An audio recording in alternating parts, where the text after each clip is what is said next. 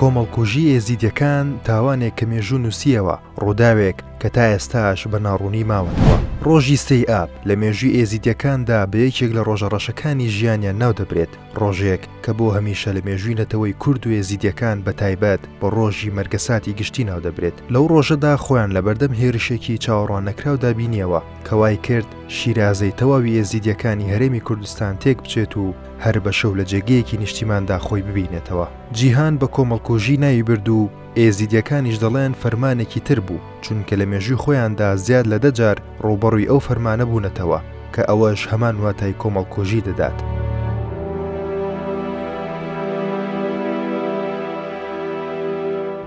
لە ڕۆژی 3 ئابدا چی ڕوویدا؟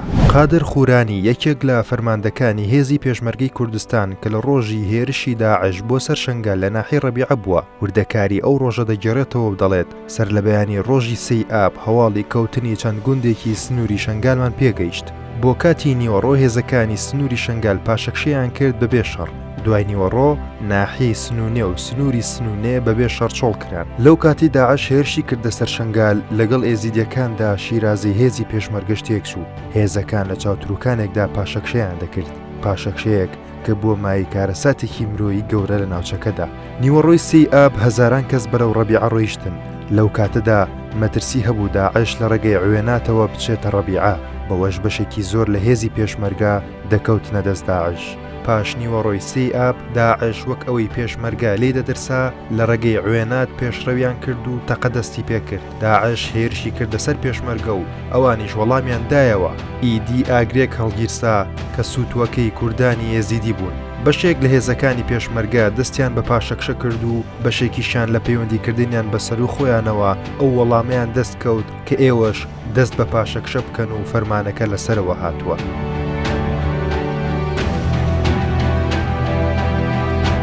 کۆمەڵکوژی ئێزیدیەکان چۆن ڕوویدا؟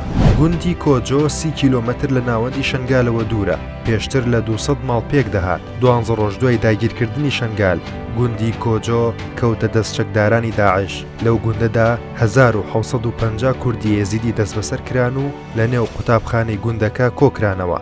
دواتر ژن و پیاوەکان لە یەکدی جاکرانەوە. ئیدی گەورەترین کۆمەڵکوژی لە مێژووی ئێزیدیەکان بە بەرچاوی جیهانەوە ڕوویدا. چەکدارانی داعش 480 پیاویان لە 14 گۆڕدا کۆمەڵکوژ کرد، بەڵام 19 کەس لەو کۆمەڵکوژیەدا ڕزگار بوون. دەوترێت ئەوە پەرجوویەک بووە بۆ ئەوەی چیرۆکەکانی ئەو کۆمەڵکوژیە لە سەرزاری ئەو ڕزگار بووانە بنووسرێتەوە و ئەو تاوانە پەردەپۆش نەکرێت. 670 ژن و منداڵیش ڕفێنران. دوای ماوەیەکی زۆر بەشێکیان و هەریەکە و بە ڕێگەیەک ڕزگار کران. یەکێک لەوانە نادیە موراد، براوی خەڵاتی نۆبڵی ئاشتی و باڵیۆزی نیازپاکی نەتەوە یەکگرتوەکانە کە خەڵکی هەمان گوندە ئەو گوندەیە کە تا ئێستاش بۆنی خوێنی لێدێت. بە گوێری سەرچاوەکان بەتەنها لە گوندی کۆجۆ 400 بۆ 800 کەسیان لێ کوژراوە.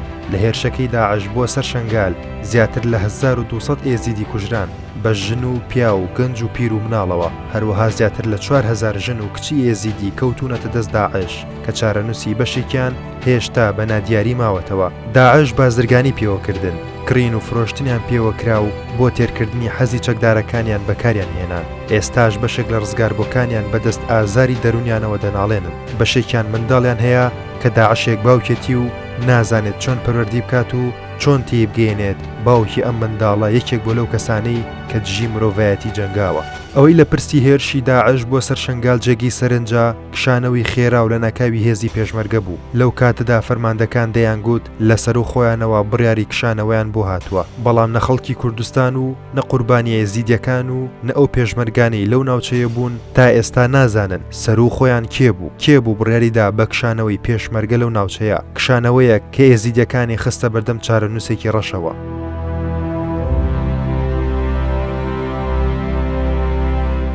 سەرۆکایەتی کۆمار و پەرلەمانی عێراق بەچڕی کاریان کردووە بۆ دەرچواندنی یاسای تایبەت بە ژنان و منداڵان و ڕزگاربووانی ئێزدی دەستی داعش، بەڵام هێشتا ئەوان بۆ سارەژبوونی برینە جەستی و دەرونیەکانیان پێویستیان بە هاوکاری و دەستگیرۆی زیاتر و بڕیاری یەکلاکەرەوە هەیە بۆ ئەوەی بتوانن هیچ نەبێت بچنەوە سەر ژیانە ئاسایەکەی 7 ساڵ لەمەوبەریان.